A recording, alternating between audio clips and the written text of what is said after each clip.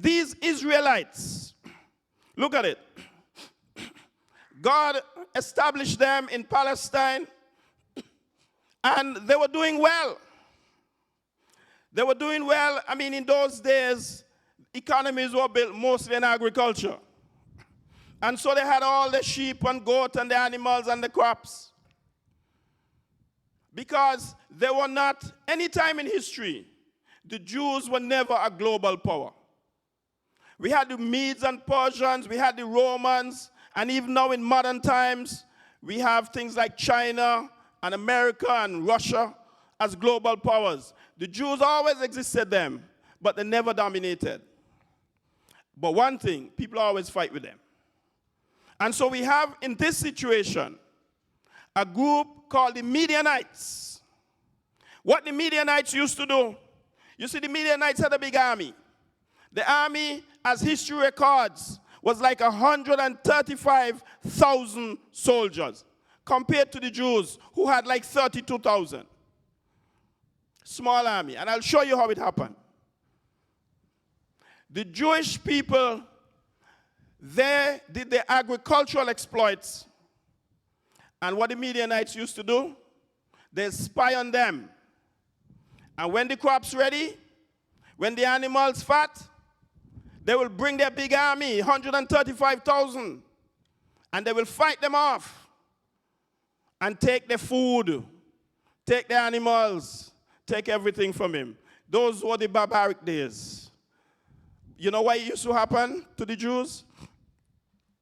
They turned from worshiping God, and they gone back to worship this idol, Baal.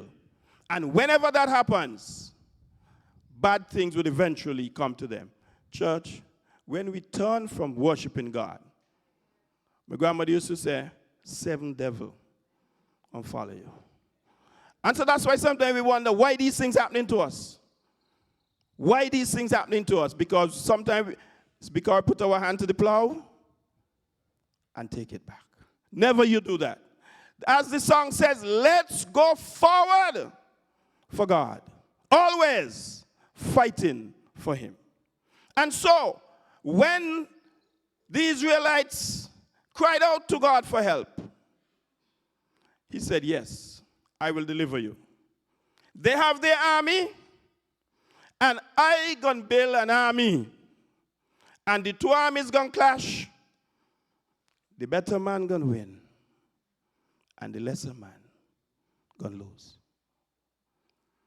So God chose a young man, a non-military man, a man called Gideon,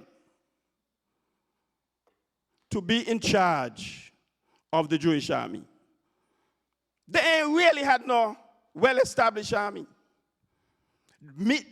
Gideon was from a small agricultural tribe, and he put together the best he could do. And he came up with 32,000 soldiers.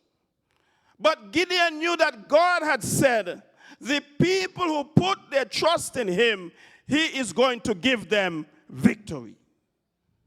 And so Gideon, with his 32,000 soldiers, was expecting God's deliverance for his people. And so God sent angels to speak to Gideon. The first thing he told Gideon, 32,000 people going up against the 135,000 Midianites. 32 is too many. 32 is too many. Well, that sounds like craziness to me. Because in truth and in fact, at 32,000, mathematically, it meant that for the Israelites to win this war, one Israelite had to kill 4 Midianites. And I think that in itself is already a big challenge. Because when you're fighting 3 people in front here, one man just got to go behind you and cut off your toe foot. You're done with it.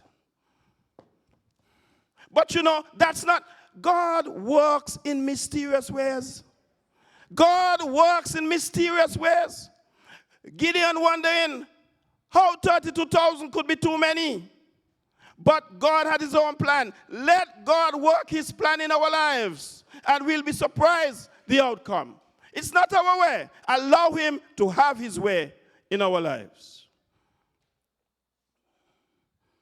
And so, when God told Gideon that 32,000 was too many, it came down to 10,000.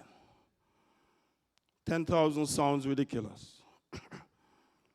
But I think Gideon was expecting God's approval at 10,000.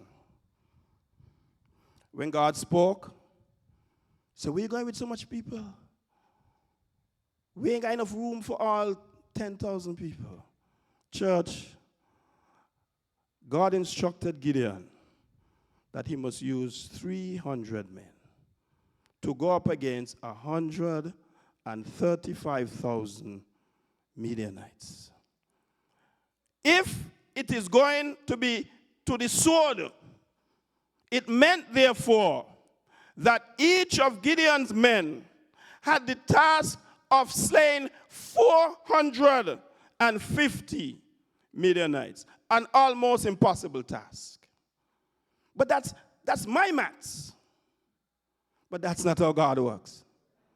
You get it? A lot of times we work it out our way. But it's not your way. Why don't we understand that if we're going to do exploits, it is God's way and not our way? Allow him. Say, Lord, have your way in my life. You read the story? Yes, Gideon was successful. He did great exploits. He did the impossible. He did what no one could comprehend. But that's the kind of God we serve. And that's the kind of God that exists today. And he wants to do a great work in our life.